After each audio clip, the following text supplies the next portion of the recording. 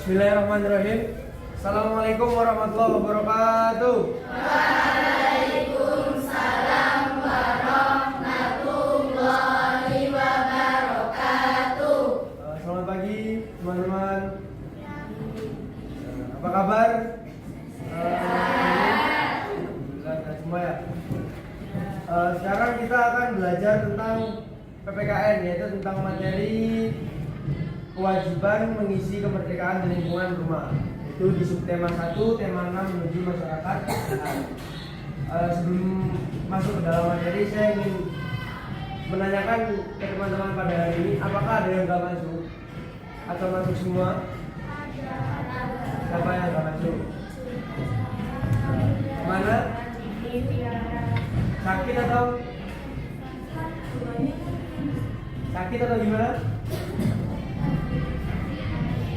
Ada sakit, ada yang nggak masuk. Oke, bismillahirrahmanirrahim. Kewajiban mengisi kemerdekaan di lingkungan rumah. Sebelumnya, apakah udah ada yang tahu apakah itu kewajiban mengisi kemerdekaan di lingkungan rumah? Ada yang tahu? Ayo. Apakah ada yang tahu? Di buku pena halaman pertama paling awal.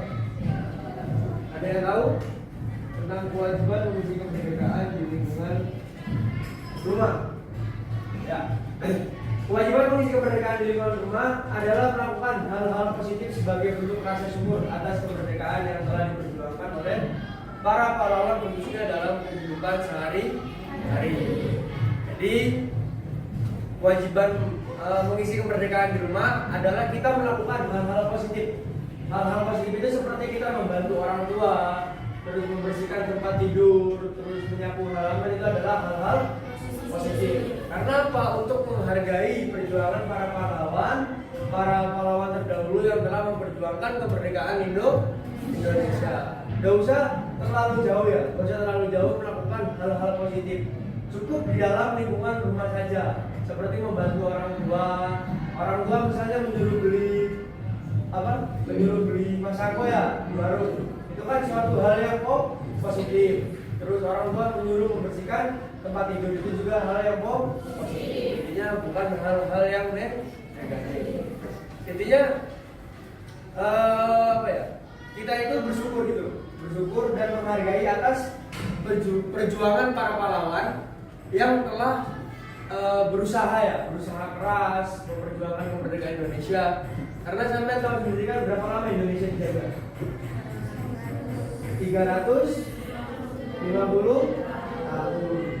Itu baru sama Belanda, belum sampai Jepang. Bagaimana perjuangannya Hasim dan yang lain-lainnya. Selanjutnya, bagaimana cara mengisi kemerdekaan dapat dilakukan dalam kegiatan sehari-hari? Cara mengisi kemerdekaan dalam kegiatan sehari-hari bisa dilakukan dengan tindakan-tindakan sederhana yang bermanfaat baik di rumah, sekolah, maupun masyarakat. Meskipun tidak ikut berperang seperti para pahlawan dulu, kita tetap bisa menunjukkan rasa cinta tanah air melalui sikap dan perbuatan. Bagaimana caranya tadi? Ya tadi kan bisa membantu orang tua yang pertama. Itu kalau dalam lingkungan rumah. Tapi kalau dalam lingkungan sekolah, gimana? Oke, terus hal-hal positif yang dilakukan di sekolah selain piket, belajar, terus upacara, terus menghormati guru. Nah, itu juga termasuk hal-hal yang positif. Jadi menghargai para pahlawan itu enggak hanya dilakukan di dalam rumah, tapi juga bisa dilakukan dalam sekolah. Seperti halnya tadi, kalau di rumah kan membantu orang tua. Jadi kalau membantu orang tua, kalau di sekolah kita atur kepada guru. Kalau di rumah kita piket, ya di rumah piket sih. Di rumah itu kita bersih-bersih, nyapu, ngepel dan segala macam. Berarti di sekolah kita melakukan piket. Terus kalau di masyarakat, hal-hal positif yang bisa kita lakukan apa aja? Kerja bakti, terus kerja bakti terus apa lagi? Ada apa lagi? Yang biasanya kita lakukan bareng-bareng bersama orang-orang kampung itu, tapi dengan hal yang positif, dengan hal yang baik apa aja?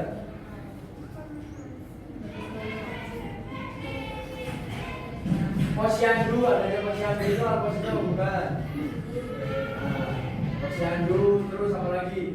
Tadi kan kerja bakti juga ya. Terus menghadiri acara-acara desa. Terus kalau di kampung ini biasanya kan kalau 17 Agustus itu mengadakan lomba.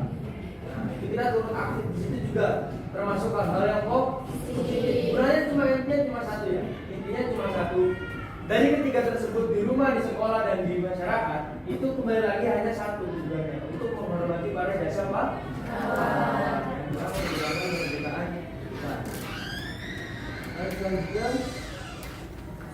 Nah, itu. Ini contoh-contohnya. Mengikuti upacara bendera dengan khidmat. Jadi apa ya? Kita tuh harus mengikuti upacara itu dengan khidmat. Khidmat itu dalam artian kita harus tertib juga ya, harus tertib. Jangan membuat gaduh, ya. Jangan membuat kekacauan, harus tertib. Waktunya hormat ya hormat. Kan biasanya ada ya, waktunya hormat, tapi dia tuh kayak ngapain saya hormat? Kalau cuma bendera merah putih baru dihormati. Kan ada yang berpikiran seperti itu ya. Nggak usah. Nah, jangan, karena bendera merah putih itu ya adalah bendera negara kita. Sampai kalau tahu sejarahnya kan, perjuangannya membuat bendera merah putih itu dijahit oleh siapa? Ibu Fatmawati. Menaati tata tertib sekolah dan menghormati guru. Nah, ini yang sering terjadi ya, yang sering banget terjadi di sekolah. Kurangnya menaati tata tertib sekolah. Seperti paling kecil membuang sampah pada tempatnya. Nah, itu kalau kita nggak mengikuti tata tertib sekolah, sama dengan kita nggak mengisi kemerdekaan di sekolah. Padahal mengisi kemerdekaan di sekolah itu bisa kita lakukan dengan hal-hal yang kecil. Gak perlu harus kayak kerja bakti gotong royong yang besar-besar di sekolah, itu gak usah. Seperti kayak menaati tata tertib sekolah, masuk jam 7 dan masuk jam 7, membuat sampah tempatnya. Kalau ada guru lagi berbicara, ada guru itu dihormati, terus minta salam. Ya. Bagaimana salam yang benar? Di sini atau di hidung?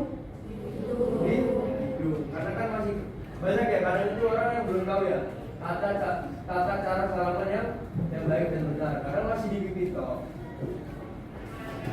Terus belajar dengan sungguh-sungguh dan mengerjakan tugas tepat waktu. Nah, ini juga sering terjadi ya. Jadi kalau sampai sudah di kelas itu fokus hanya kepada pembelajaran, nggak usah fokus kepada yang lain, nggak usah fokus kepada orang yang di rumah, nggak usah fokus kepada kemana yang nggak sekolah, nggak usah. Itu apa ya? Cuma fokus sampai cuma satu.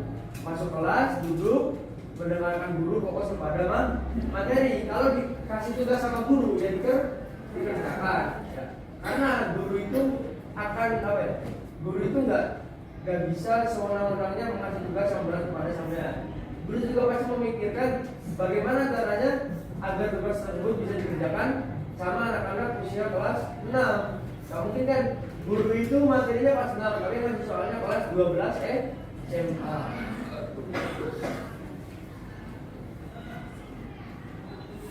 Selanjutnya contoh mengisi kemerdekaan di rumah. Nah, ini juga hampir sama ya. Yang pertama itu belajar dengan selain belajar hanya di sekolah, belajar juga bisa dilakukan di dalam rumah. Caranya bagaimana? Ya ketika kita pulang sekolah, setelah mengerjakan tugas sekolah, kita bisa belajar dengan giat, dengan membuka buku, mengulang-ulang mata pelajaran yang telah diajarkan tadi di sekolah. Itu namanya apa? Kalau dalam bahasa Islamnya itu apa? Mutola'ah. Mengulang-ulang mata pelajaran. Bagus gak itu? Ya. Berarti salah satu nilai positif. Belajar dengan giat itu juga apa ya? Tidak hanya dilakukan di rumah juga ya. Di sekolah, di rumah, dimanapun sebenarnya bisa. Ya. Tidak hanya harus di rumah, di sekolah juga. Tapi yang penting kita harus tahu apa ya? Harus tahu tempat dan waktu. Jangan waktunya sholat jamaah, ya kan? Waktunya sholat zuhur, kita malah fokus belajar. Kalau waktunya sholat ya sholat. Membantu orang tua. Nah ini Saya ingin nanya kepada teman-teman, apakah sampean sudah sering membantu orang tuanya di rumah? Apa yang sini sampean bantu?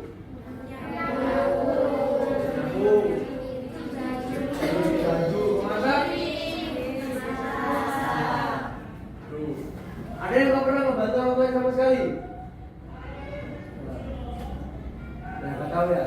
Kan di sini hanya mulutnya berbicara, kan hanya Allah yang tahu ya. Terus yang ketiga, menghargai dan menyayangi anggota keluarga. Nah, sampai di sini ada yang anak tunggal? Satu toh? Ada lagi? Ada.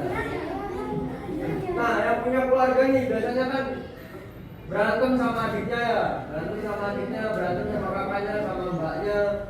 Nah, itu jangan, saling menyayangi satu sama lain, karena bagaimanapun juga itu adalah anggota keluarga kita. Selanjutnya, nah, ini yang contoh mengisi kemerdekaan di masyarakat, yaitu dengan cara membuang sampah pada tempatnya dan menjaga kebersihan lingkungan. Nah, jangan buang sampah sembarangan. Terus ikut kerja bakti atau gotong royong. Jadi ketika dari Pak RT ya, dari kepala dusun, dari kepala desa itu mengumumkan bahwasanya hari Minggu jam 8 pagi ada kerja bakti bersama-sama. Tempatnya di sini, kan? Nah, berarti kita harus dasar tempat, waktu, terus harus suka rela ya, lagi ikhlas ya. Jangan kita ikut kerja bakti itu mengharapkan suatu imbalan ya. Jangan. Ya kalau kerja bakti kan itu juga untuk kebaikan desa juga kan. Siapa tahu selokannya lagi kotor, kita mau bersihkan. Itu kan juga untuk kebaikan kita, agar kita tidak gampang terkena penyakit, terus tidak banjir. Walaupun kalau banjir itu aslinya kalau selokannya itu nggak mengarah ke rumah kita, tapi ke rumah yang lain. Gitu. Tapi seenggaknya kita sudah mencegah agar orang tersebut juga tidak kesusahan. Terus menghormati tetangga dan saling tolong menolong. Nah, ini juga masih sering, apalagi di negara Indonesia. Tetangganya beli mobil baru, langsung kumpul dan di rumah siapa diomongin, oh dia lo gini, rumah gue. Jadi harus saling menghormati tetangga. Ya, ada tetangganya kesusahan. Kalau kita bisa bantu, kita bantu. Membantu orang itu kan jangan berbentuk material. Membantu orang itu juga harus berbentuk dengan uang. Gitu. Jadi kalau misalnya kita lagi punya uang, ya kita kasih uang. Tapi kalau kita punya materi, misalnya orang kita sebenarnya butuh makan, kita nggak punya uang, punyanya beras, jadi kita kasih beras. Harus saling menghormati dan saling tolong. Sudah sampai di situ ada yang ditanyakan. Kalau nggak ada yang ditanyakan, saya ingin membuat kelompok. Satu kelompok itu terdiri dari 6 sampai 7 orang. Silakan dibuat dari sekarang. 1, 2. Itu dari sini lah. Dari sini aja ya. 1, 2, 3, 4, 5, 6. Terus berarti yang belakang 1, 2, 3, 4, 5, 6. Berhitung aja, berhitung. Berhitung ya. 1. Nah, belakang satu lagi.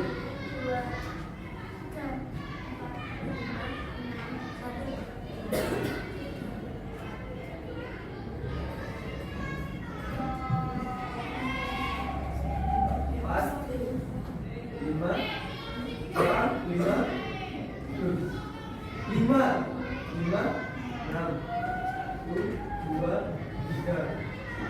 Silakan berkumpul kepada kelompoknya. Yang 1 sama yang 1, yang 2 sama yang 2, yang 3 sama yang 3, yang 4 sama yang 4, yang 5 sama yang 5, yang 6 sama yang 6. Ayo, sekarang.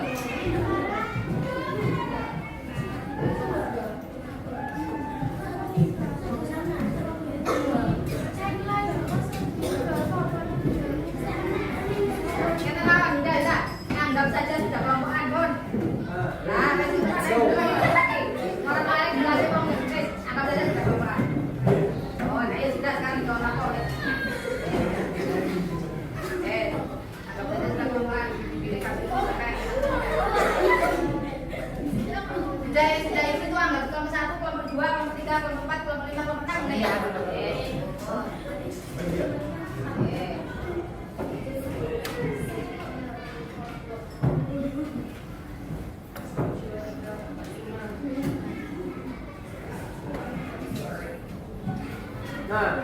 di sini ada tugas lembar kerja peserta didik. Mari kita berdiskusi. Jadi silakan per kelompok mengerjakan petunjuk yang sudah diarahkan. Apa pengalamanmu ketika melaksanakan tanggung jawab sebagai warga negara dalam kehidupan sehari-hari? Diskusikan bersama anggota kelompokmu, tulislah pengalamanmu dalam bentuk tulisan di kolom berikut. Jadi tulislah pengalaman sampean ketika sampean sedang ada di rumah, ya. Seperti membantu. Pokoknya dalam 6 orang itu, dalam kelompok kalian, sampean diskusi hal apa yang pernah sampean lakukan, baik itu di sekolah, di masyarakat, sama di rumah. Misalnya di rumah si A pernah membantu orang tuanya bersih-bersih dapur. Oke, ditulis ya, bersih dapur. Terus si B pernah membantu guru di sekolah, mereka nilai. Tulis pengalamannya apa ya? Pengalamannya. Terus kesan dan pesannya itu apa dalam pengalaman tersebut?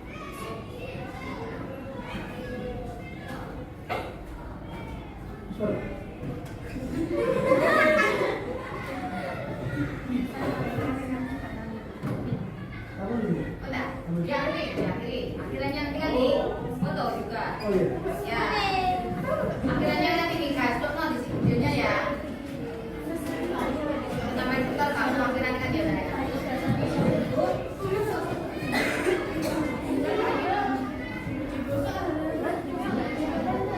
Terus mari kita cek kita kan silakan. Oke, mungkin cukup sekian pembelajaran kita pada hari ini. Semoga bermanfaat. Apa yang tadi sampaikan menjadi ilmu yang barokah ya. Amin.